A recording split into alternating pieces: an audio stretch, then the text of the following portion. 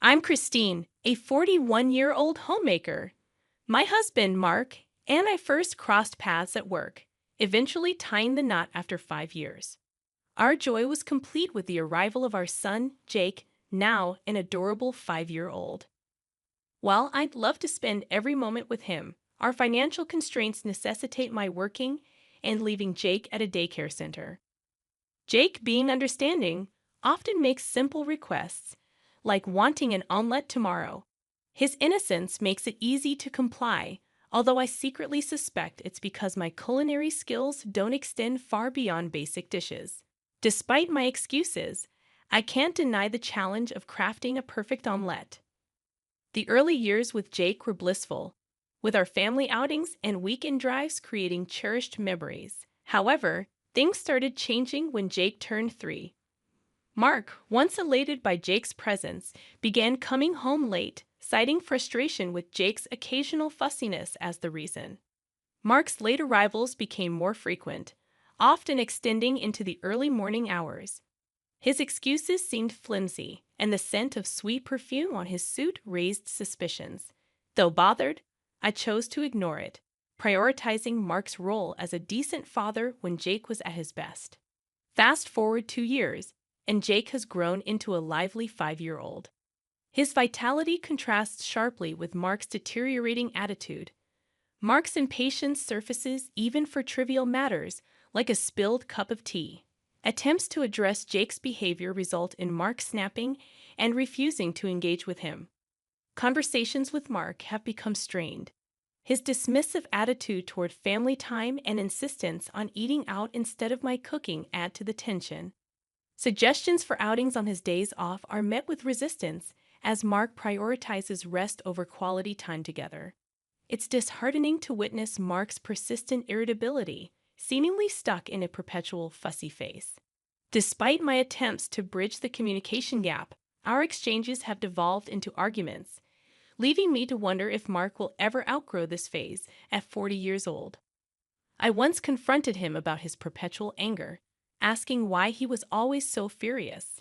As expected, he responded with his usual ire, claiming, "It's because you're useless, obviously. You're passing that on to Jake.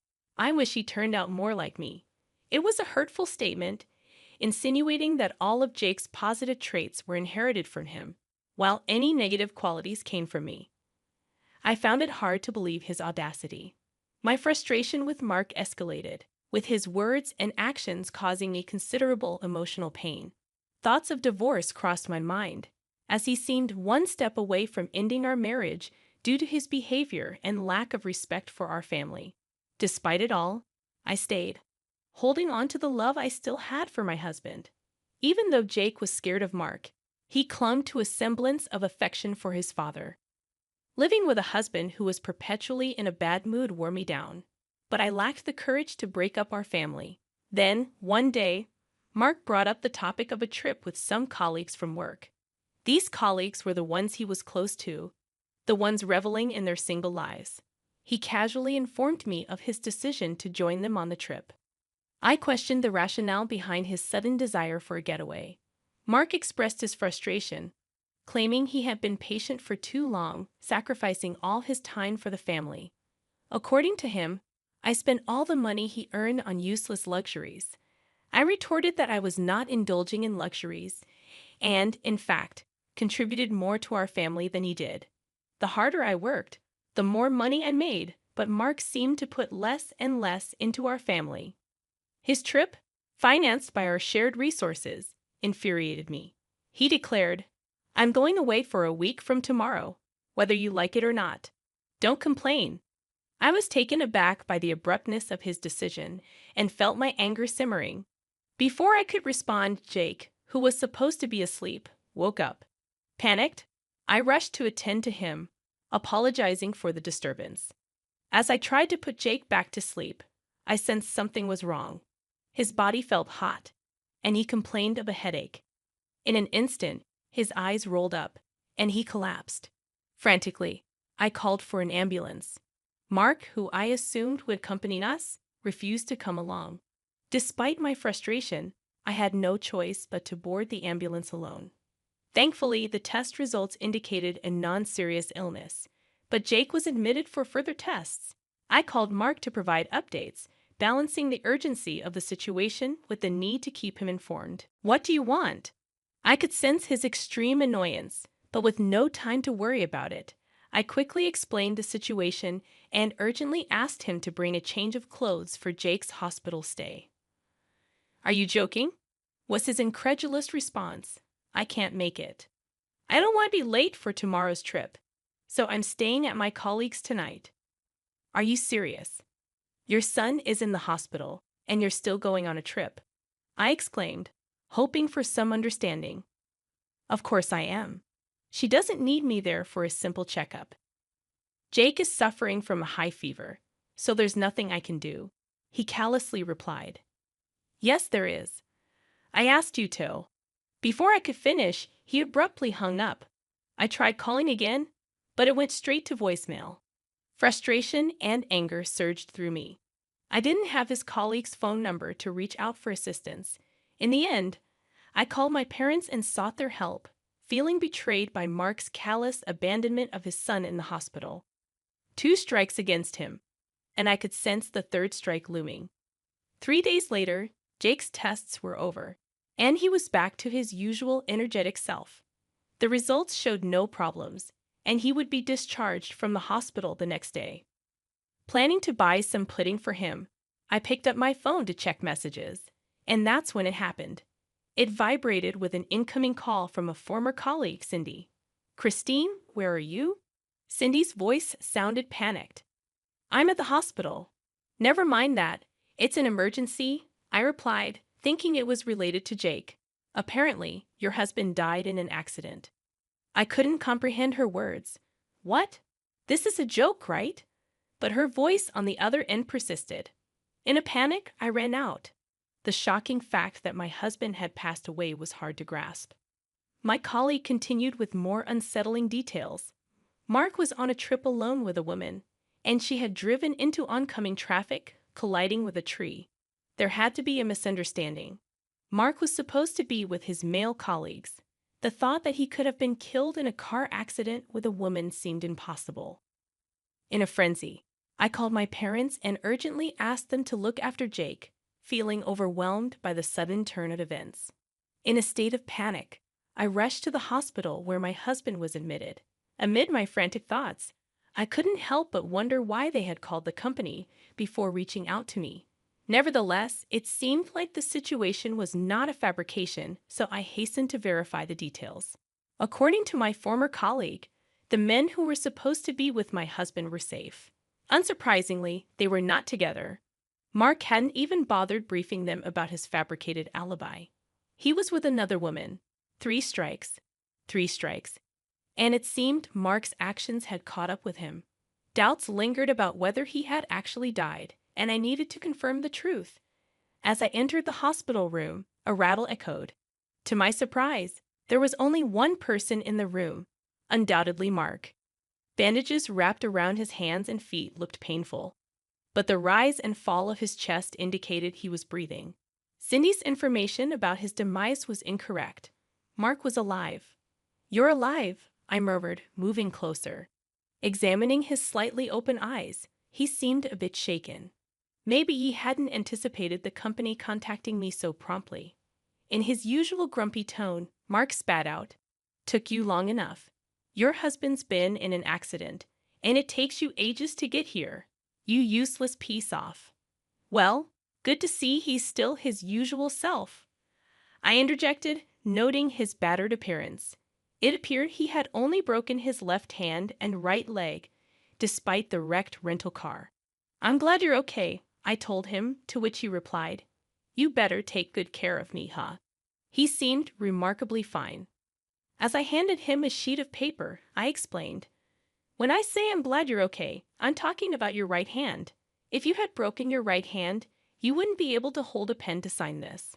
Perplexed, Mark unfolded the paper, and I revealed divorce papers.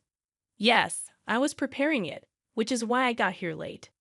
I know you're injured, so I'll just leave it here. Make sure you sign it."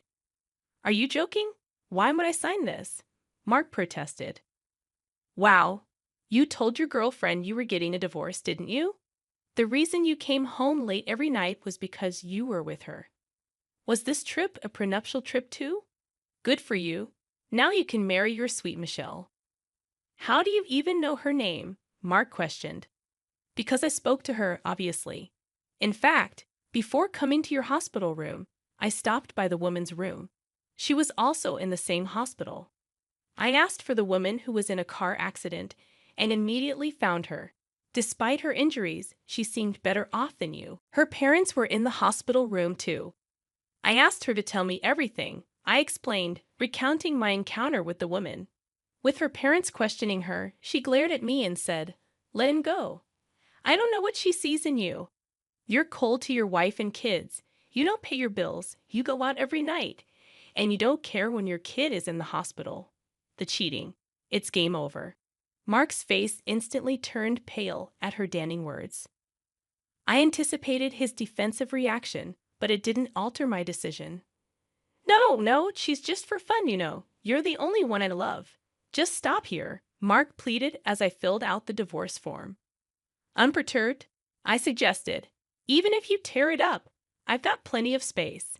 In fact, why don't I just call a lawyer for alimony and child support? It might be better. A sudden change came over Mark as he shriveled up and stuttered, "I don't want a divorce." "Why not?"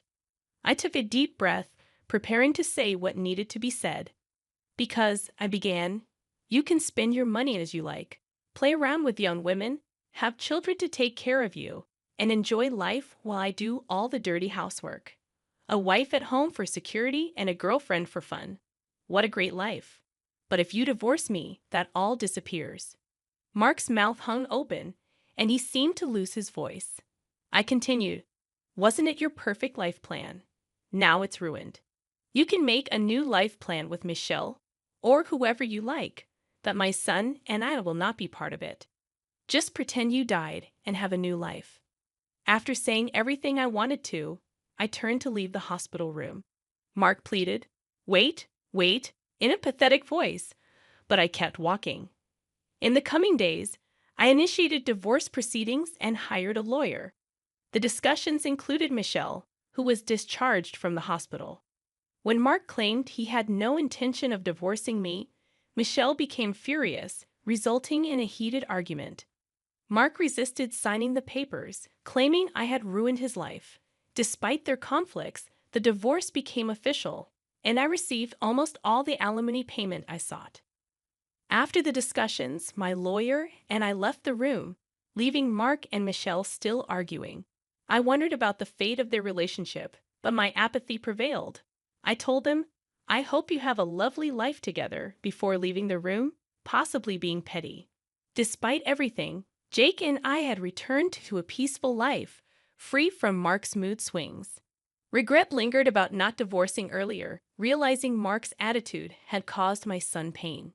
Living with just the two of us, I understood that we were perfectly fine without Mark.